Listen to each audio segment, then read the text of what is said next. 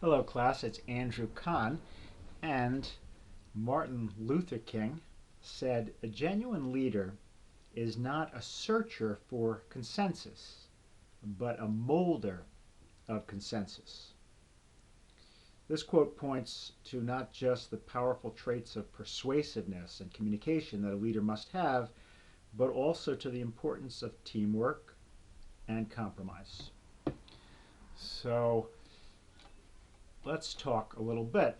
The social work, really, from my learning, comes from very devout religious women, it seems. Service, social justice, dignity and worth of the person, importance of human relationships, and integrity.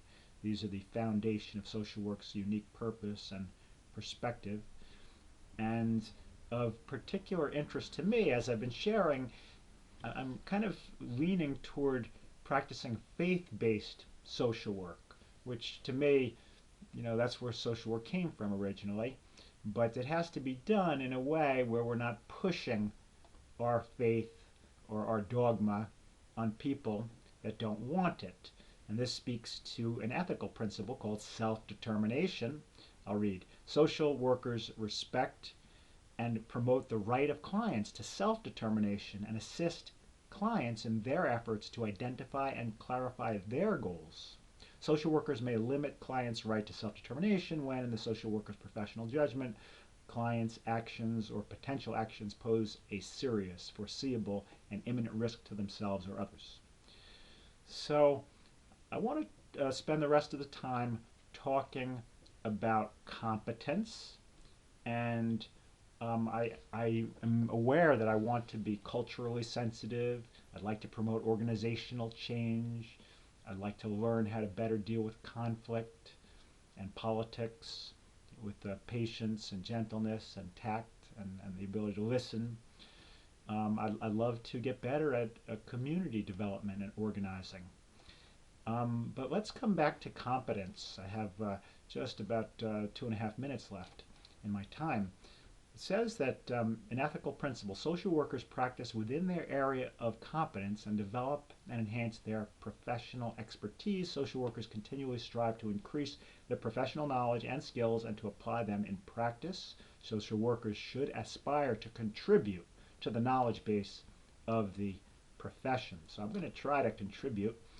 When someone, over the years, I've had a yoga studio for teaching yoga for decades and teaching teachers. I've also been a sponsor in a recovery program. And even my religious role models are, in addition to Martin Luther King, there was way back Abraham, Moses, his brother Aaron. Okay, what's the point? When people come into my yoga studio, they have already made a self-determination. They've decided, hey, I want to do yoga. I'm going to go to someone who's an expert who will tell me what to do, when to breathe in, when to breathe out, how to move the body, how to move in rhythm with the breath. And that's what I do. Similarly, as a sponsor in recovery, there were 12 steps, and I did the 12 steps and more than once, and so I guide people in those 12 steps. I don't have them decide what the 12 steps are, or when they come into the yoga studio, I don't have them decide, exactly what poses to do or how to do them. I tell them the correct way and how I've done them. And if they do them that way, they tend to get results. So here I'm defining self-determination. If I'm clear about what I want to do and a faith-based approach that I want to exercise, and I am very open about that, once people come into me to see me, they've already made their self-determination, and then I can go ahead and do what I feel I can do with the greatest competence. And that's, of course, I can read a lot in books and study different techniques, but I've been alive, 54 years, and I've been doing a certain thing for decades, and something that has worked well for me, and that's kind of what I want to offer to others. So I don't know where to go with it exactly. I guess I'll just keep developing it, but I'm hoping that I can get any feedback from you if you have a sense of you know what might work, faith-based social work, being clear about what we offer so that when people come in, they've already made their determination and we can just go ahead and share what we know best.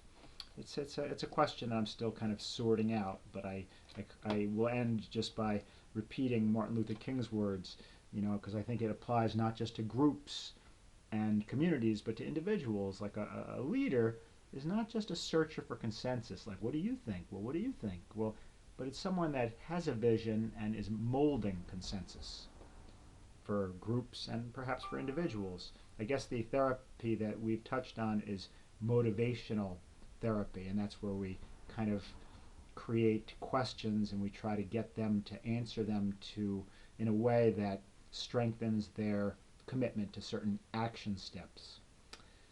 So I welcome your input. I'm a work in progress, and I guess we all are, and I'm glad to be with you.